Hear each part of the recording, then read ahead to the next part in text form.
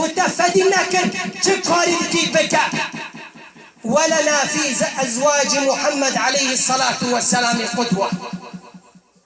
قدوة، نساء النبي قدوة، أصحاب النبي قدوة، والنبي قدوة عليه الصلاة والسلام.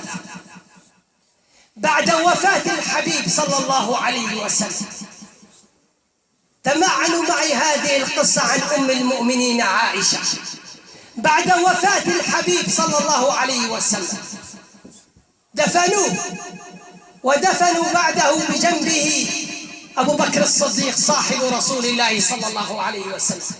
فكانت أم المؤمنين عائشة تدخل على حجرة النبي وحجرة أبيها وما يشد إزارها ولا ثيابها، جلي خناش الدنيا، يقول هذا أبي وهذا زوجي، تقول فبابي منا وفاجي قولي منا كزني غريبة.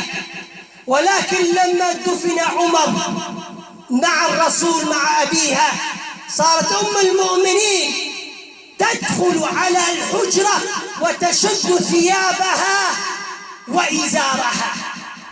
بعد عمر بوان رفشات أم المؤمنين عائشة جلي خد الشيطان دسمالي خد الشان تدخل على الحجرة.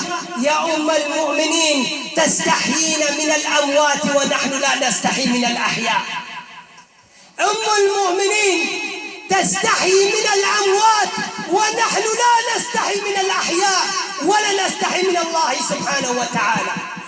أم المؤمنين عائشة جمريان فديك سبي خاطر عمر غريبة يك بابي خيك قال يقولني غريبة عمر غريبة جلي خد الشيطان فديك جمريان أمجي ساغان فدي لكن وناس خدي فدي